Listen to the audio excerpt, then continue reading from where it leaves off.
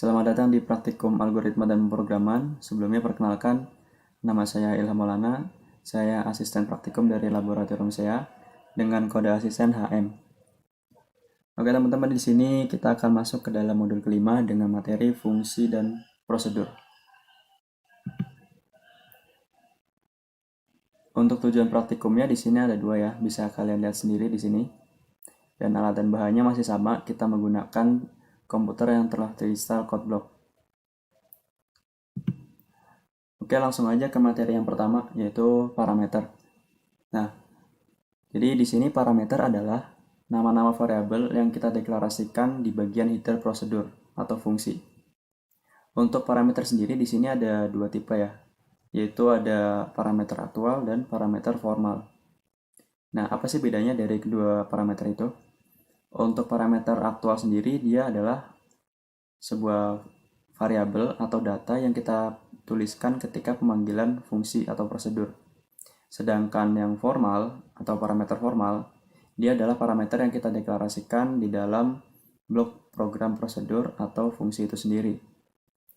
Nah, jadi untuk cara kerjanya parameter itu, dia akan mentransferkan data dari parameter aktual yang kita tulis ketika pemanggilan fungsi, lalu dia akan mengirim data tersebut ke parameter formal yang ada di blok program fungsi itu.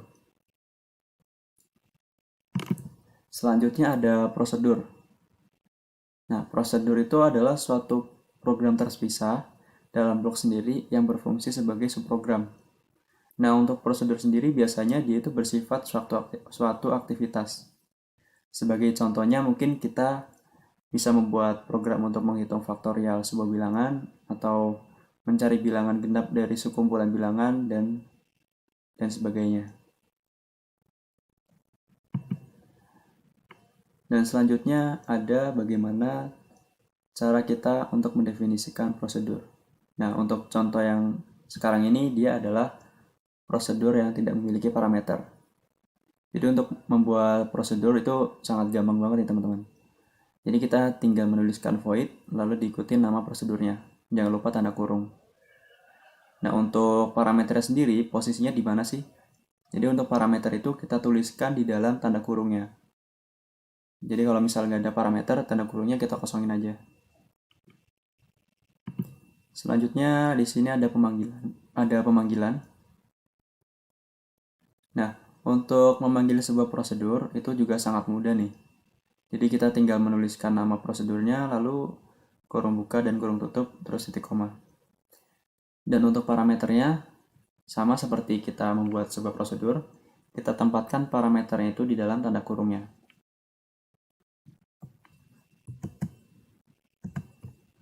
Oke, jadi tanpa berlama-lama lagi ya, kita langsung praktekkan aja nih bagaimana kita membuat sebuah prosedur. Jadi di sini kita akan membuat sebuah contoh prosedur namanya salam. Dan di sini dia akan mencetakkan sebuah kata halo. Printf halo seperti ini. Lalu kita panggil prosedurnya salam kurung tutup titik koma. Lalu kita jalankan programnya. Nah, di sini sudah keluar outputnya yaitu halo sesuai dengan apa yang kita inginkan. Nah, selanjutnya bagaimana kalau semisal kita coba nih kita tambahkan sebuah parameter. Nah, jadi parameternya itu kita tuliskan di sini. Misal kita akan menambahkan data nama. Jadi kita buat sebuah variabel namanya nama dengan tipe string panjangnya 10. Jadi di sini nanti si programnya bisa menyapa nama dari orangnya nih atau nama dari usernya. Tampilkan nama. Nah, karena di sini ada parameter, pemanggilannya pun kita perlu mengisikan nilai yang akan dikirimkan ke prosedur tersebut. Jadi kita bisa aja kirimkan misal namanya Asep seperti ini. Lalu kita jalankan. Nah, di sini ada kesalahan ya teman-teman. Di sini malah keluar angka di sini. Kenapa keluarnya seperti itu?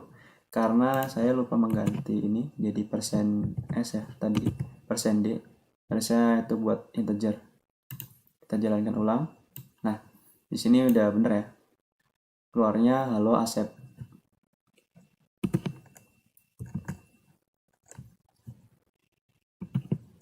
Oke, selanjutnya ada fungsi. Nah, untuk fungsi, dia adalah sebuah modul program yang akan mengembalikan sebuah nilai dari tipe data tertentu. Nah, jadi untuk fungsi itu cara membuatnya hampir mirip dengan prosedur ya. Cuma bedanya kita hanya akan menambahkan kata return di dalamnya. Nah, return ini sendiri dia itu berfungsi untuk mengembalikan sebuah nilai. Nah, jadi kurang lebihnya untuk fungsi seperti ini strukturnya.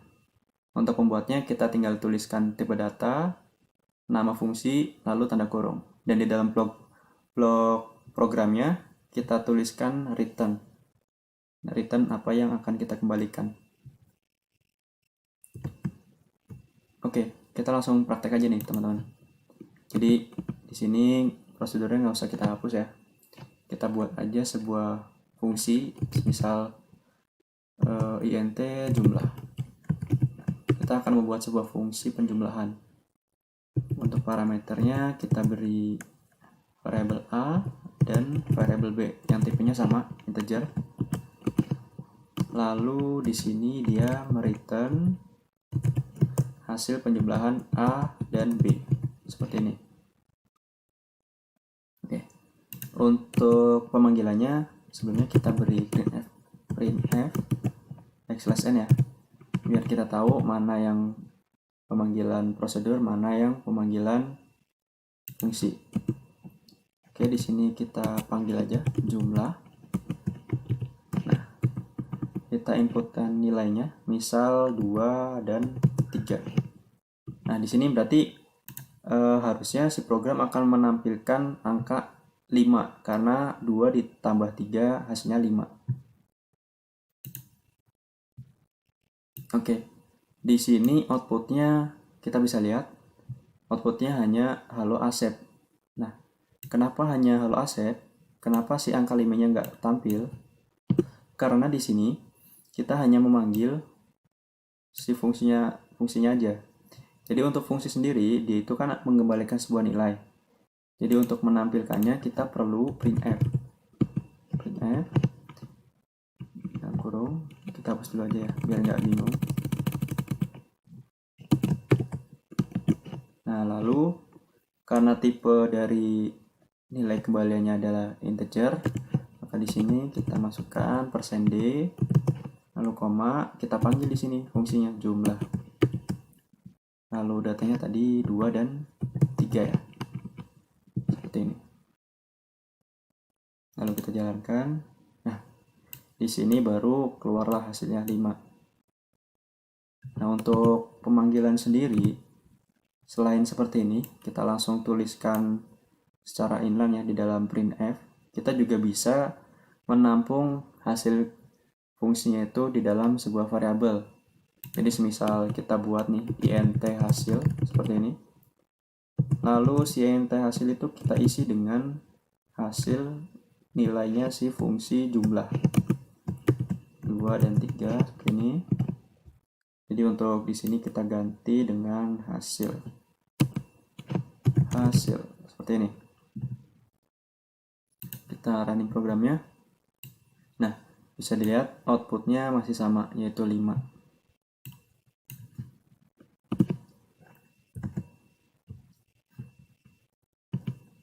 Oke, teman-teman, jadi kita lanjut aja nih ke materi berikutnya, yaitu tentang rekursif.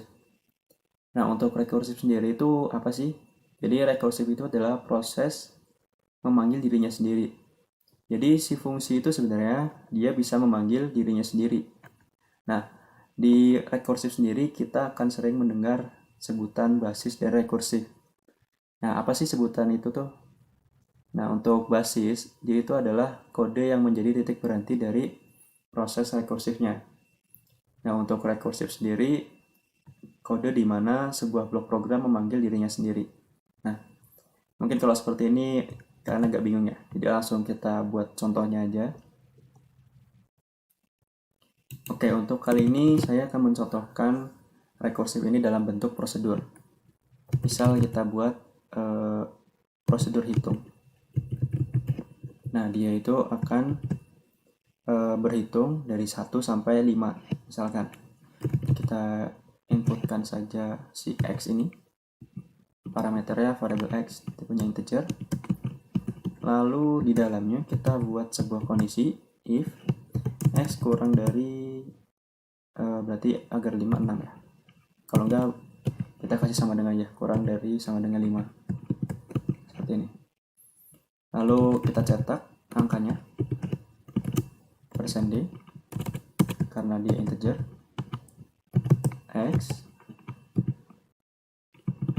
Agar rapi kita tambahkan backslash n seperti ini.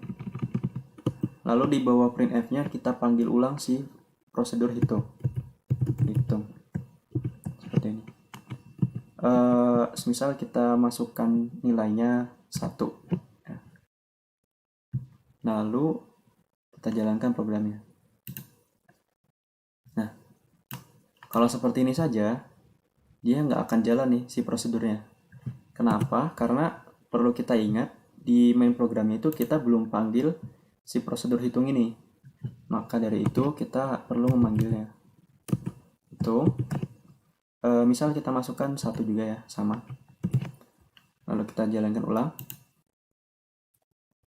Nah, wah di sini bisa kita lihat nih teman-teman, bahwa program itu berjalan terus tanpa henti. Nah, kenapa nih? Kenapa dia itu ngulang-ulang terus kayak gini sampai close program seperti ini? Nah, karena di sini ketika di main program kita menginputkan 1 dan di prosedur hitung sendiri kita memanggil ulang dengan nilai sama, yaitu 1. Oleh karena itu, kondisi state di sini ketika X kurang dari sama dengan 5, dia akan terus bernilai benar. Karena bernilai benar, maka statement di dalamnya pun akan dijalankan oleh dia terus-menerus. Oleh karena itu, kita perlu mengubah pemanggilan ulangnya. Bisa kita buat seperti ini, X++. Jadi kalau kita jalankan lagi, masih sama ya. Berarti kita ubah aja X+1. Nah, seperti ini. Nah, ini ya, belum dikasih enter ya. Jadi untuk outputnya udah benar walaupun kurang rapi di sini. Jadi dia akan menampilkan angka 1 sampai dengan 5. Nah, mungkin kita bisa rapikan dulu. Jadi di sini kita kasih enter dulu. Lalu kita jalankan ulang. Nah, di sini udah rapi. Dia akan menampilkan angka 1 sampai dengan 5. Nah, tadi kan kita udah bahas tentang yang namanya basis dan rekursif.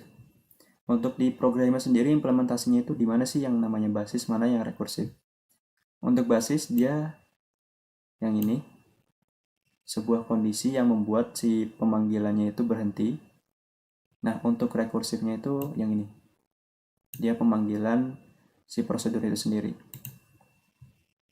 Nah, jadi kalau semisal teman-teman mau nyoba-nyoba nih, kita ganti misal inputannya 3 ya, jadi teman-teman bisa langsung nebak ya, hasilnya pasti 3, 4, 5.